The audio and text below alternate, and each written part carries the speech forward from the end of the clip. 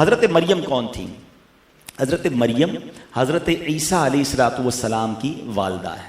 عورت نبی نہیں ہوتی، اس لیے آپ نبی نہیں ہیں، تو ولیہ ہوئی. ٹھیک ہے، تو ولیہ ہیں. اب ان سے جو بھی ایسی بات ہوگی جو ہماری نارمل روٹین میں نہیں ہوتی تو وہ کرامت ہی ہوگی، معجزہ نہیں ہوگی. نبی سے ہو تو معجزہ ہے، ولی سے ہو تو کرامت ہے. ٹھیک ہے، میں اس لیے تھوڑا سا ایزی کر کے آپ کو سمجھا رہا ہوں.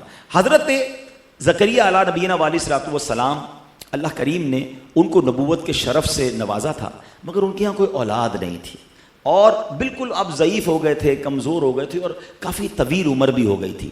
اب آپ کے بارے میں آتا ہے کہ آپ کے دل میں بڑی تمنا تھی کہ مجھے اللہ کریم بیٹا عطا فرمائے. انہوں نے کئی بار اللہ کی بارگاہ میں دعا کی، مگر اللہ کی شان بے نیازی دیکھیں کہ ان کے یہاں کوئی اولاد نہیں ہوئی. یا میں رک جاتا ہوں تھوڑا سا، بہت سارا مسئلہ یہاں بھی حل ہو جائے گا.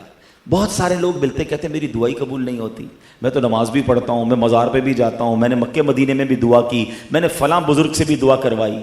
اللہ کے بندو، ہم تو بندے ہیں نا، ہیں یہ تو اللہ کے نبی ہیں اور برسوں دعا کی ہے، مگر ان کی دعا یا ان کو اولاد نہیں ملی، مگر ان کی زبان پر شکوہ نہیں تھا.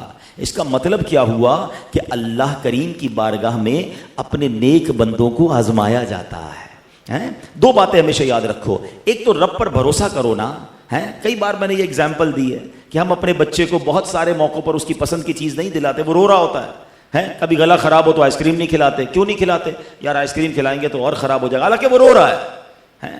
تو جب مجھے باپ ہو کر پتا ہے کہ بچے کو کب کیا دینا ہے، میرے مالک کو نہیں پتا مجھے کب کیا دینا ہے. اگر وہ نہیں دے رہا، میں رو رہا ہوں وہ نہیں دے رہا، تو بھروسہ کرو نا کہ یہی میرے حق میں بہتر ہے. یہ مل تو جائے گا مگر بگڑ جاؤں گا، تباہ نہ ہو جاؤں، میرے لیے خامی نہ ہو کہیں اس میں. تو اب ایک تو بھروسہ. دوسری بات، اتنی پیاری روایت ہے کہ جب دعا میں تاخیر ہوگی تو دل نہیں ٹوٹے گا. وہ کیا ہے کہ روایتوں کا مضمون ہے کہ اللہ کے حبیب علیہ الصلوۃ والسلام فرماتے ہیں کہ جب کوئی اللہ کا نافرمان فاسق فاجر دعا کرتا ہے نا، تو اللہ فرشتوں سے فرماتا ہے اس کا کام جلدی کر دو، مجھے اس کی آواز پسند نہیں ہے. اور جب اللہ کا کوئی پیارا دعا کرتا ہے نا، تو اللہ فرشتوں سے فرماتا ہے اس کا کام نہ کرنا، اس کو اور مانگنے دو، مجھے اس کا مانگنا پسند آ رہا ہے. اب سچ بتاؤ نا، میں ایک بار دعا کروں اور اللہ فرشتوں سے فرما دے کہ میرے بندے کا مانگنا پسند آ رہا ہے، اس کو اور مانگنے دو. ارے نہ ہو میری کوئی آرزو پوری، اگر میرے رب کو میرا مانگنا ہی پسند آ گیا تو اس سے اچھی میری زندگی وصول ہو گئی نا. تو بھروسہ کیا کرو رب پر، جلدی نہ مچایا کرو، شکوے نہ کیا کرو. میں حضرت زکریا اللہ کے نبی کی بات کر رہا ہوں، زندگی گزر گئی دعا مانگتے ہوئے، یا اللہ اولاد دے دے، نیک بیٹا دے دے، اولاد نہیں ہوئی. اب ایک بار حضرت زکریا نے کیا دیکھا کہ بی بی مریم، ان کی ایک محراب تھی جہاں وہ عبادت کرتی تھی بیت المقدس میں. وہ وہاں گئے تو انہوں نے دیکھا کہ سردیوں کے اندر گرمیوں کے پھل، یا گرمیوں میں دیکھا تو ان کے پاس سردیوں کے پھل تھے. کہا مریم یہ پھل کدھر سے آئے؟ کہا اللہ کی طرف سے آئے، اللہ کی طرف سے مجھے رزق ملتا ہے. پھل آ جاتے تھے محراب کے اندر. اب مثال کے طور پہ گرمیوں کے اندر جو آم ہوتے ہیں، اگر کسی کو دسمبر کے اندر آم تازے تازے ملنا شروع ہو جائیں، اب تو خیر فریج میں رکھ دیتے ہیں لوگ، لیکن نارملی تو پاسبل نہیں نا.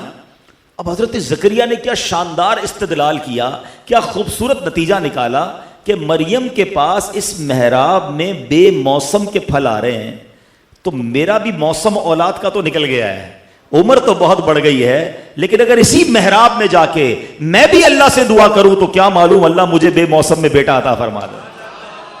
اب آپ چلے گئے اس محراب میں. Again try to understand. میں جو یہ پورا واقعہ قرآن میں سورہ مریم میں موجود ہے. آپ اس کو، میرا مشورہ ہے سورہ آل عمران میں، معاف کیجیے گا، سورہ آل عمران کی آیت نمبر 37 تا 41. لوگ کہتے ہیں نا ریفرنس دیا کرو، تو یہ آیتیں پڑھ لیجئے گا اور اس کی تفسیر بھی پڑھ لیجئے گا. عجائب القرآن غرائب القرآن کتاب میں اس واقعے کو بڑا تفصیل سے بیان کیا انہوں نے، عبد المصطفیٰ اعظمی صاحب نے. تو بہرحال آپ محراب میں چلے گئے اور وہاں جا کے آپ نے دعا کی. اللہ اکبر. اللہ کریم سے دعا کیا کی کہ اے اللہ تو بے موسم کے پھل دینے پر قادر ہے، میری عمر بھی بڑھ گئی ہے، موسم تو نہیں بچا اولاد کا، اے اللہ تو مجھے اولاد عطا فرما دے. اللہ پاک نے کیا کرم فرمایا، حضرت زکریا کو اس بڑھاپے میں بیٹے کی خوشخبری بھی عطا فرمائی، اور خود رب نے بیٹے کا نام بھی عطا فرمایا، نام یحییٰ رکھا، اور اس بچے کو بھی نبی بنا دیا. اگین دعا کہاں کی؟ محراب میں. اچھا، 2-3 مسئلے حل ہو گئے ہیں، ایک مسئلہ حل نہیں ہوا اس ایک واقعے سے. پہلا مسئلہ تو حل کیا ہوا کہ دعا میں گھبرانا نہیں ہے، تاخیر ہو جائے تو اللہ پر بھروسہ رکھنا ہے.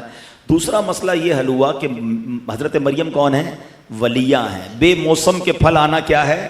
کرامت ہے نا. تو کرامت کا ثبوت مل گیا قرآن سے ہیں. اچھا اب آ جاؤ, حضرت زکریا تو اللہ کے نبی ہیں, کہیں سے بھی دعا کر لیتے. لوگ کہتے ہیں نا بھائی کیا ضرورت ہے مزار شریف پہ جا کے دعا مانگنے کی, کیا ضرورت ہے فلاں مقام پر جا کے دعا مانگ, اللہ تو سب جگہ سے سنتا ہے. ارے بھائی میں زیادہ جانتا ہوں, آپ زیادہ جانتے ہیں, اللہ کے نبی زیادہ جانتے ہیں. حضرت زکریا نے ساری زندگی دعا کی تھی, مگر جس محراب میں بی بی مریم نے عبادت کی, زکریا نے کہا ادھر جا کے دعا کروں گا اللہ قبول فرما لے گا.